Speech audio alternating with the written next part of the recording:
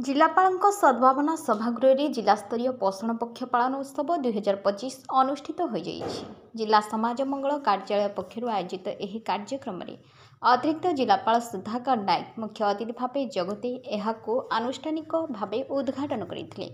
सम्मानित अतिथि भाव बालेश्वर उपजिलापाल डॉ मधुस्मिता सामंतराय, जिला सामाजिक सुरक्षा अधिकारिणी प्रतिभा बेहेरा, अतिरिक्त जिला शिक्षा अधिकारिणी स्निग्धा पंडा प्रमुख जगदे माँ और शिशुंकर पुष्टिहीनता दूर करने पोषणयुक्त खाद्य सहित ए दिगरे व्यापक सचेतनता आवश्यक रही वक्तव्य कही। जिला समाज मंगल अधिकारिणी गौरीमणि दास सभारे सभापतित्व करते।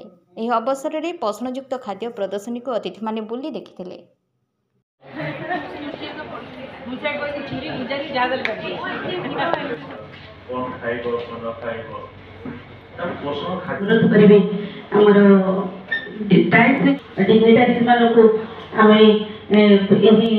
पोषण पक्ष पालन अवसर में जिला ऑफिसर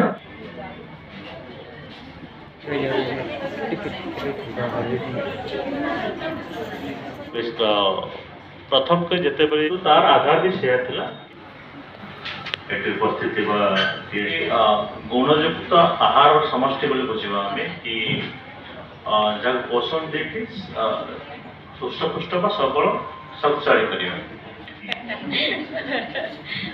समस्त स्वागत।